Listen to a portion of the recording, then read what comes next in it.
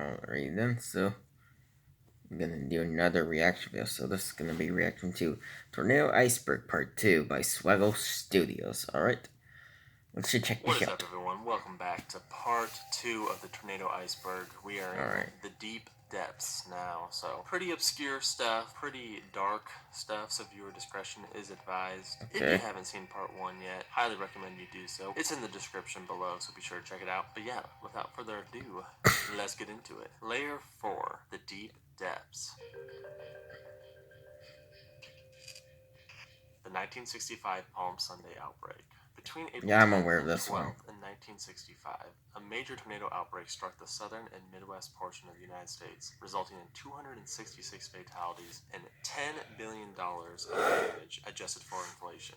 There were no F5 tornadoes that day, but there were 18 confirmed F4 tornadoes. The state of Indiana was hit particularly hard during this outbreak. Some examples include the Midway, Indiana F4, the Elkhart Dunlap F4, and the Kokomo F4 tornadoes. The Palm Sunday outbreak was one of the first to be studied by Ted Fujita. It was here where he discovered evidence for multiple vortices within the main tornado when surveying the damage. Forgotten F5s. Some of the more notable F5 tornadoes, such as Joplin and Moore, tend to steal the spotlight from dozens of other F5 tornadoes. Many of the F5s from the 2011 super outbreak often get overshadowed by other tornadoes from that day. These include the Smithville and Philadelphia, Mississippi F5 tornadoes, as well as the Fife, Rainsville, Sylvania, Ida, Alabama, Georgia tornado. The 2011 Joplin F5 tornado may have taken the spotlight away from another F5 tornado that occurred only 2 days later. The 2011 El Reno Piedmont tornado, which resulted in 9 fatalities. There are a few other notable tornadoes that have been given the Forgotten F5 title. These include the 2008 Parkersburg, Iowa tornado and the 1998 Lawrenceburg, Tennessee F5 tornado. El Reno storm chaser deaths. The 2013 El Reno tornado was so large that many very experienced storm chasers unfortunately were caught within the outer boundaries of the tornado itself. This, along with the unusual path of the tornado, put many of the storm chasers in danger. Twist X was one of those. The most well-known deaths are that of the Twist X crew. Tim Samaras, his son Paul Samaras, and meteorologist Carl Young. The other storm chaser who died was Richard Charles Henderson. Henderson was able to snap this photo with his cell phone only moments before his death.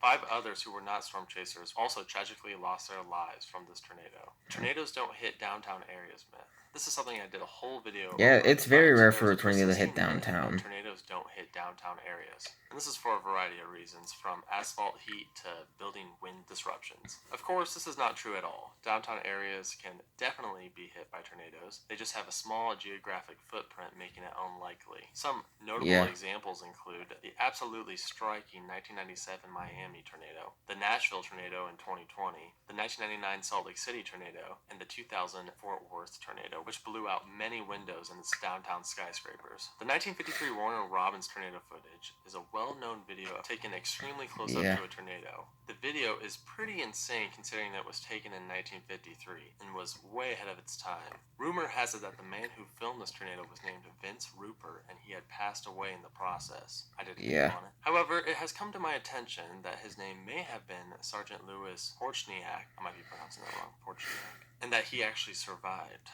Codell, Kansas. Who knows, Kansas is a town that, according to Ripley's Believe It or Not, was hit by 3 separate tornadoes 3 years in a row. What's even dang, man, 3 tornadoes in a row. 3 of these tornadoes occurred on the exact same day, May 20th. The 1916 tornado was an F2, the 1917 tornado was believed to be an F3, and the 1918 tornado was the most devastating, likely being an F4. May 20th is now known as Cyclone Day within the town's community. Forest tornado scars, I love these. In heavily forested areas of the U.S., you can see the remnants of tornadoes long after they occurred. If we look at Alabama, for example, I actually once tried to look for some forest scars to this day that he didn't find from his video, but I can't find any. Might be from an F4 that hit western Pennsylvania on May 31st, 1985. If we zoom in, you can actually see where the old tree growth meets the new tree growth.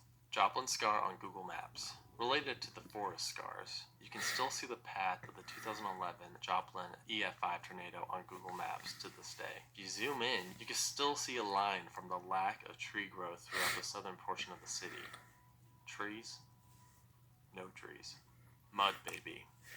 In the aftermath of the 1999 Bridge Creek Moor tornado, tragically, an 11-month-old baby by the name of Aaliyah Crago was found face down in the mud. She had been thrown from her mother's arms and miraculously survived. Her mother, Amy, also survived. The entire episode was captured on dash cam video. The photo of him holding Aaliyah covered in mud has become an iconic image from that day. Cuba tornado footage. The Cuba tornado footage is the oldest known footage of a tornado. This was taken by the British Pathé back in 1933. This particular tornado was spawned from a hurricane. Drive south. Here's a controversial one for you. During the May 31st, 2013 El Reno tornado, the tornado appeared to be heading towards southern Oklahoma City. During the live broadcast on KFOR, meteorologist Mike Morgan encouraged viewers living in specific areas to drive south to get out of its way.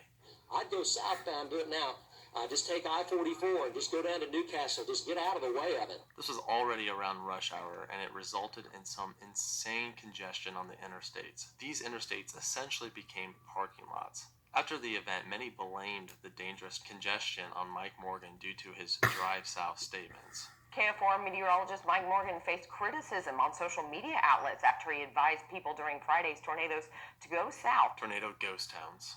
These are towns that have been completely... Yeah, Manchester is a good example. Tornadoes. The most well-known tornado ghost town is Manchester, South Dakota, which was destroyed on June 24th, 2003, after being taken out by an F4 tornado. Some other notable tornado ghost towns... That should have been enough 5. ...and Jordan, Iowa. Kind of want to but I guess they don't rate check it out. Fuji scales based on size. On the inside of a tornado. Is there a tornado eye like in the movies? Well, technically, yes, there is an eye to every tornado. Of course, it would be nearly impossible to see. From the videos we do have from the inside of a tornado, it mostly becomes extremely dark and covered with dust. Multi-vortex tornadoes have several vortices from within the tornado's boundaries that can be seen in this video. Perhaps the most well-known aspect of being within a tornado is the pressure drop. Many survivors in both tornado intercept vehicles and storm shelters claim that their ears popped due to the pressure drop. Carson Tinker. Carson Tinker is a professional NFL football player and survivor of the 2011 Tuscaloosa EF4 tornado. At that time, he was the long snapper for the Alabama Crimson Tide. During the tornado, he and his girlfriend Ashley Harrison took shelter inside a closet, and as the tornado destroyed the house, he suffered major injuries, and unfortunately, Ashley Harrison did not survive. On May 1st, 2014, Carson Tinker published a book about the experience and its aftermath, titled A Season to Remember, Faith in the Midst of the Storm. Yellowstone Tornado. So yeah, the Yellowstone tornado is actually pretty insane. On July 21st, 1987, an extremely rare F4 tornado tore through the Teton Wilderness, over the Continental Divide, and into Yellowstone National Park. This tornado literally occurred as high as 10,000 feet above sea level. I mean, that's 2 times higher than Denver. Fortunately, no one died, except for probably some animals, during this tornado, as it happened in the middle of nowhere out in the wilderness. But you can still see scars on Google Earth. We are moving on to the next layer, layer 5, deep, dark depths. Unexplainable tornado damage. So sometimes in the aftermath of an extremely intense tornado, much of the destruction is so messed up and just crazy that it's almost unexplainable. Sometimes vehicles can be warped and crushed like pop cans. Bits of steel can be warped around trees, making crazy. I had to get up early, records and tree so I wanted to film the tornado drill earlier today. Gun stuck inside a tree. Tornado led to Mayo Clinic. Okay, this is one of my favorite tornado things ever. The very well-known Mayo Clinic, one of the best hospitals in the world, was actually created indirectly from the August 21st, 1883 Rochester F5 tornado. This tornado unfortunately resulted in 37 deaths and many injuries. No hospital in Rochester, and the nearest being in the Twin Cities. The doctors, along with Mother Mary Alfred Mose and the Sisters of St. Francis, were able to set up a makeshift emergency room at the Rochester Dance Hall. Eventually, this all led to the creation of St. Mary's Hospital and the Mayo Clinic. So in a way, a tornado that unfortunately took the lives of 37 people ended up saving thousands of people. And I think that's just such a sweet story. Butterfly Angels. So going back to the May 22nd, 2011 Joplin F5 tornado, many survivors claim that they were saved by some sort of weird cryptid known as butterfly angels. Some of them actually believe that they were like legit Judeo-Christian angels. Others believe that they were some sort of mythical creature, either saving their lives or taking victims who perished up to heaven. After the event, the butterfly has become a symbol throughout Joplin. There's butterfly murals, there's butterfly statues. As a Christian, I believe in angels. Even when I was on Google Maps, there was like a little butterfly in one of the victims' yards. Very interesting stories. The Lubbock Metro Tower. So on May 11th, 1970, an F5 tornado struck the city of Lubbock, Texas, causing 26 deaths. The tornado came very close to hitting the Lubbock Metro Tower, which is a high-rise within the city. It actually ended up twisting the foundation of the tower and caused much of the siding to come undone. To this day, if you actually go to Lubbock and look at the Metro Tower, you can see the remnants of the tornado on the side of the building. Yeah, I can see that. Dick Gilbert. During the 1974 super outbreak, why is I feel bad for the people who have the name Dick. The late afternoon of April 3rd and wreaked havoc on the city. As the weather turned bad, because I mean, Dick Gilbert was in a helicopter in the air. Your parents are just asking for you to be made fun of. Updates on its progress and the damage it caused. He kind of served as the city's eyes that day, and many people gave him credit for saving lives. There's one now. Started, yes, dipping down from the bottom of the cloud, and let's see, that will be over in the Highlands and probably along Bardstown Road and somewhere near Eastern Parkway is where I guess that one is. The power transformers have been blowing irregularly. He received a great deal of praise and honors for his deeds. Absolute legend. Yeah. Levi Walton.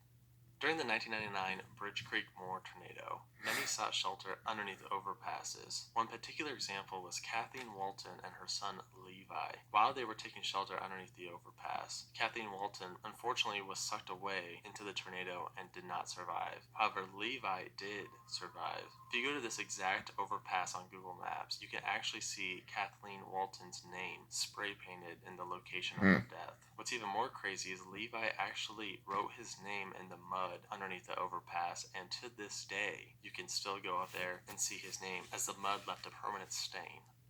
The Clem Schultz footage. This is probably the best and one of the scariest and most tragic pieces of tornado footage of all time. On April 9th... Oh yeah, I've seen this. Clem Schultz was in the upstairs part of his house as he filmed a massive EF4 tornado slowly heading his way. As you watch the footage, the tornado slowly gets closer and closer and closer before finally reaching him and destroying his house. Unfortunately, his wife, on the floor beneath him, perished during the tornado. I was able to find the house before it was destroyed on Google Maps. This is what it used to look like, and this is what it looks like today.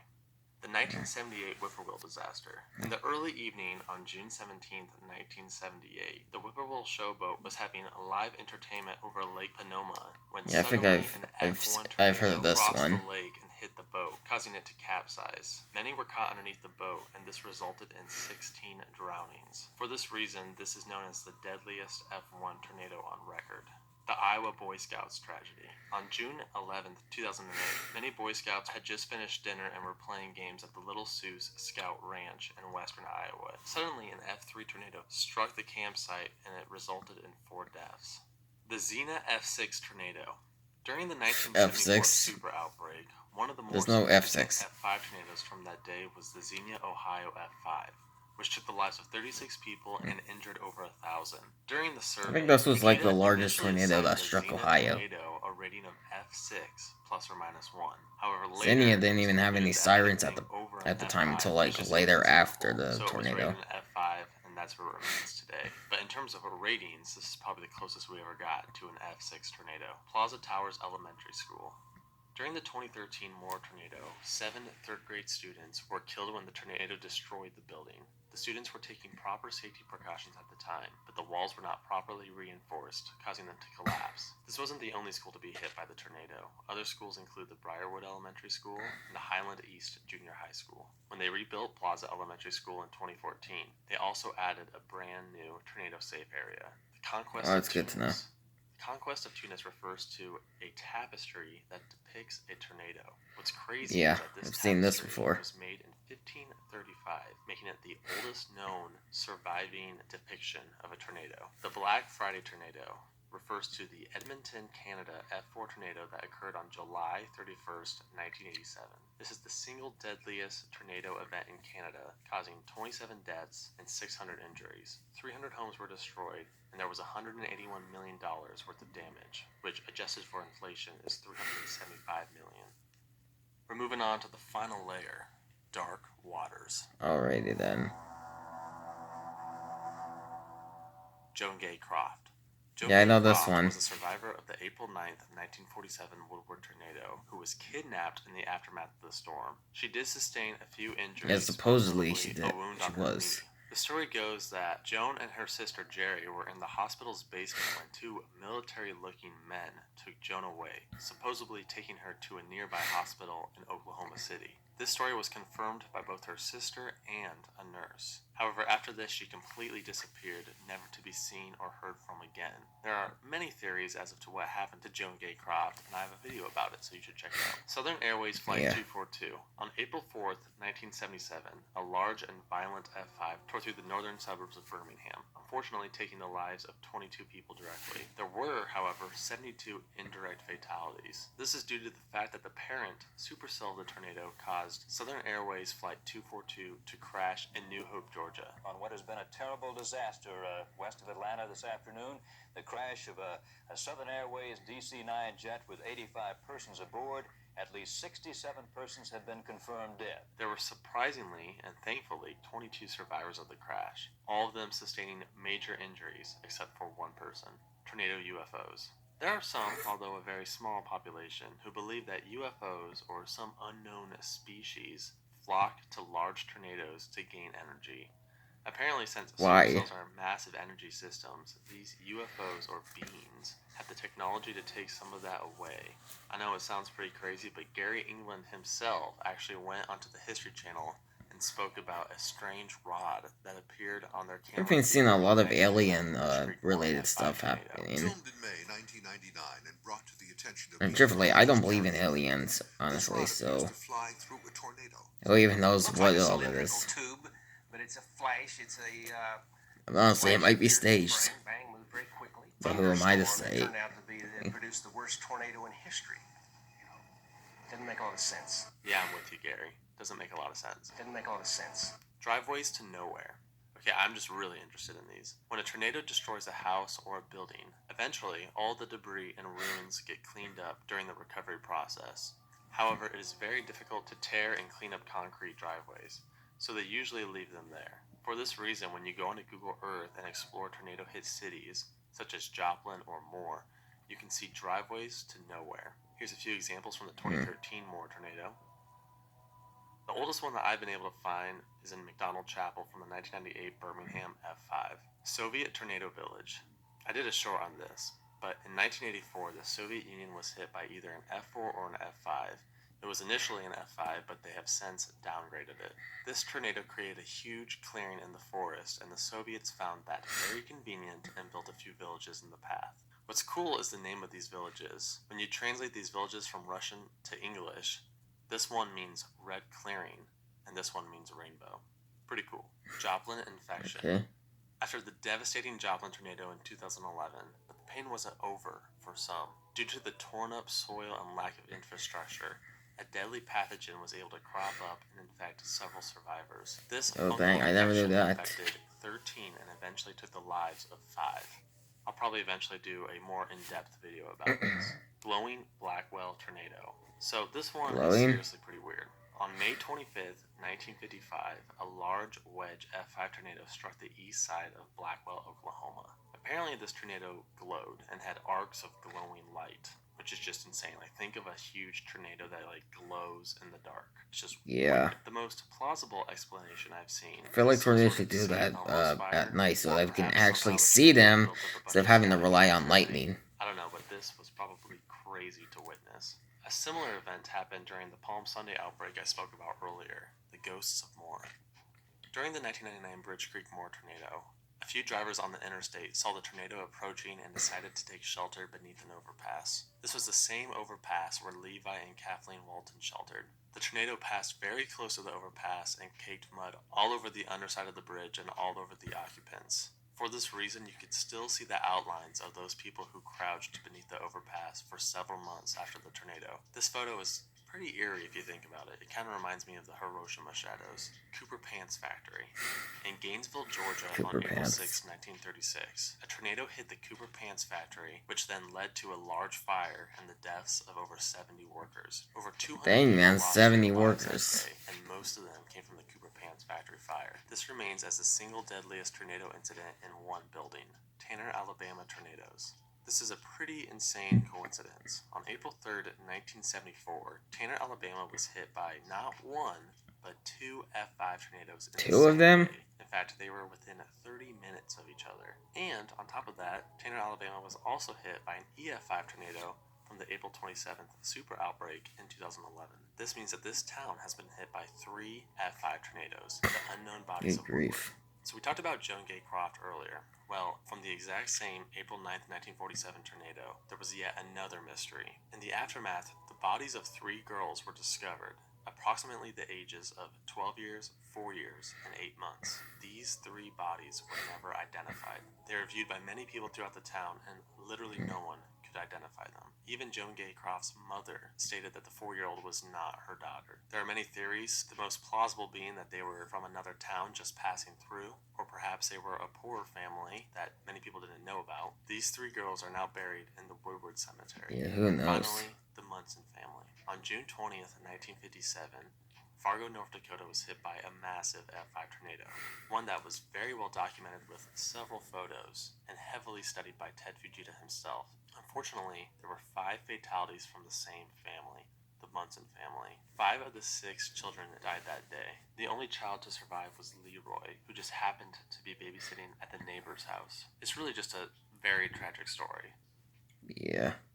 Well, there you have it. That is part 2 of the Tornado Iceburg. Thanks again for 50,000 subs. I know we're over 60,000 now, so thank you so much for that. Your channel's getting big, if you dude. haven't, thanks again for watching, and we'll see you in the next video. Alright then. So that's it for my reaction to Tornado Iceburg Part 2 by Swegle Studios. So, hope you all enjoyed the reaction. The link to the original video will be in the description below if you'd like to check it out, and I'll see you guys next time.